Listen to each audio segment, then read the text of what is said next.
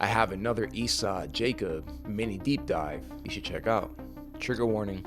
The jig is up. All right?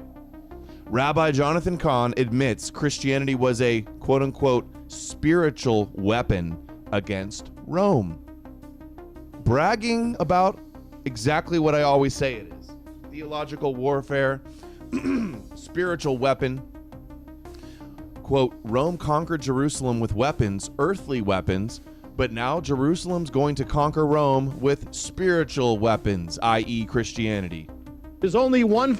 Peter goes to Caesarea, the seat of Roman power by the sea. And there he brings in the first Gentile to be baptized in the faith, who happens to be a Roman centurion. So now, though Rome... And the reason in Christianity, in the New Testament, the first convert to Christianity was a Roman was because they were targeting Romans.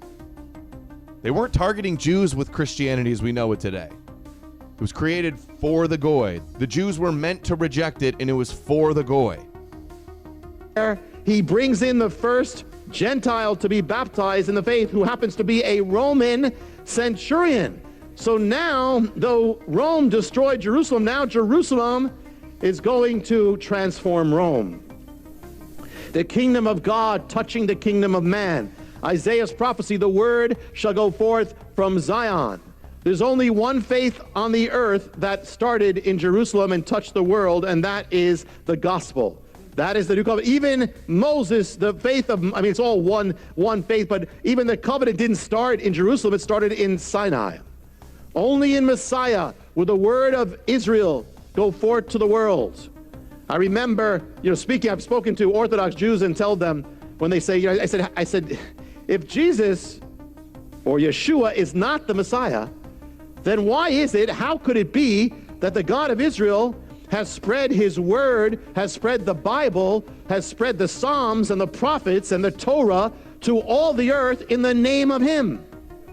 If he's a false Messiah, there's no way the God of Israel is going to allow that to happen. A new power goes forth into the world.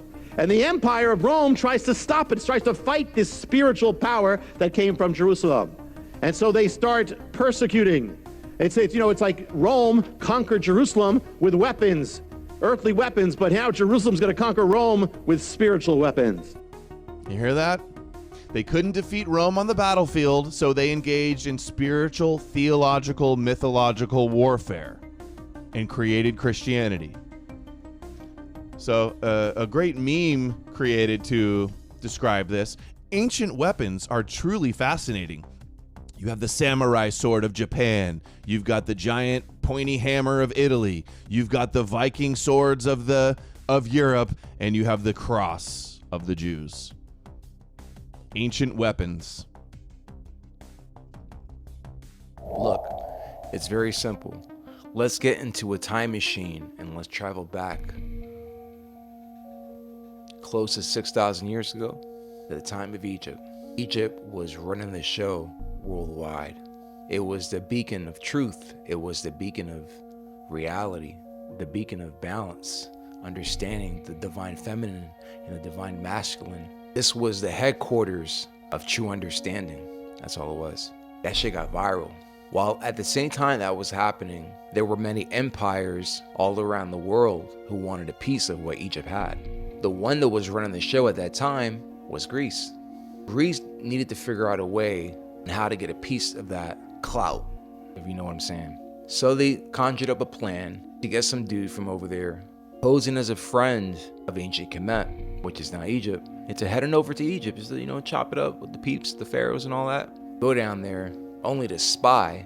That was the truth of it all. With the spy taking all the knowledge that he already learned, bouncing from there, heading back to Greece, giving them their intel. From this, you had Ptolemy, Sotar. He was jealous as fuck and wanted to have his way, trying to shine on everyone. And what did he do? He dubbed himself as a pharaoh, as a god. And what did he end up calling himself? Serapis Christus.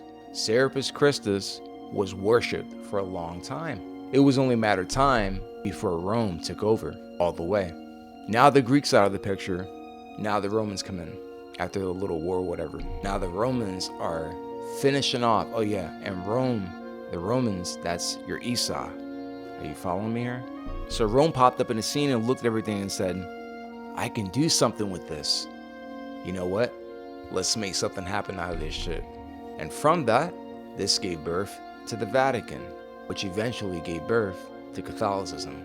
And from that Catholicism, this is where a man by the name of Arius Calpurnius Piso popped up into the scene, who happened to be an aristocrat with a family that deals with literature and military might.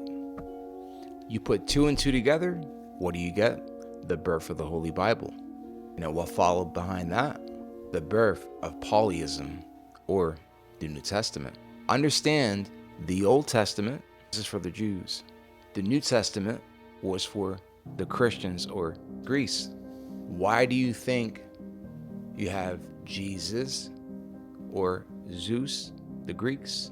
I mean, these are just little correlations that I have pieced together here, but I could be reaching. But based off of my observation of many years looking into this, this is the conclusion. If you want an in-depth video on that topic right there that I just broke down, let me know in the comments.